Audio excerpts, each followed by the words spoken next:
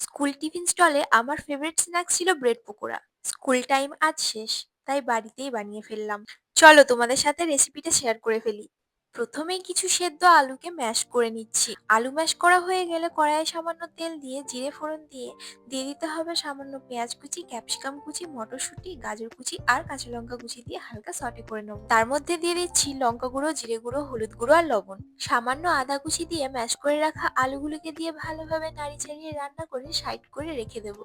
তারপরে কয়েকটি ব্রেডকে দুভাগে ভাগ করে কেটে নিচ্ছি। কাটা হয়ে গেলে আলুর পুরটি একটি ব্রেডের ওপর দিয়ে আরেকটি ব্রেড দিয়ে এভাবে রেডি করে রাখবো। আমার সবকটি স্যান্ডউইচ তৈরি হয়ে গেছে। এখানে একটি পাত্রে সামান্য বেসন, লঙ্কা গুঁড়ো, হলুদ গুঁড়ো, লবণ, বেকিং পাউডার আর জল দিয়ে একটা ব্যাটার তৈরি করে নিচ্ছি। তারপর সবকটি স্যান্ডউইচকে ব্যাটারে ডুবিয়ে গরম তেলে ফ্রাই করে নিলেই তৈরি হয়ে যাবে কিন্তু এই ব্রেড পকোড়া।